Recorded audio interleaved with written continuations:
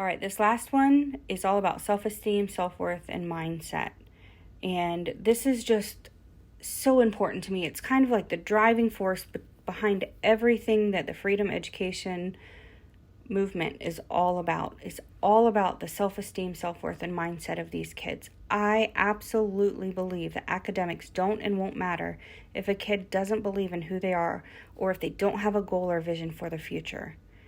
I mean, I don't mean to be a Debbie Downer. This is serious stuff, and it is seriously affecting our kids.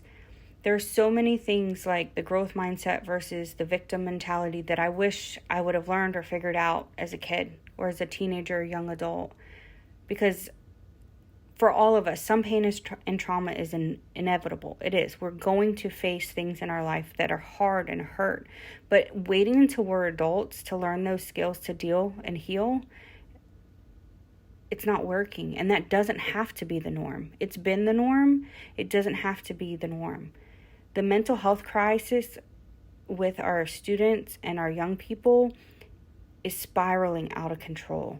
And so when academic success is everything that we've measured them on and given them an identity for, it really is irrelevant when they can't function. So what that this kid graduated with honors? They can't get a job because their anxiety is overwhelming, because they're so depressed that they really don't know what their purpose is in life. Like, we have to show these kids how to dream again, how to pursue those dreams, how to learn and grow on that journey, how to have the skills to push through hard times. We have to give them the practical life skills that they're going to deal with every day. We push these kids out and they feel like they're not prepared for the real world. It's because we didn't prepare them.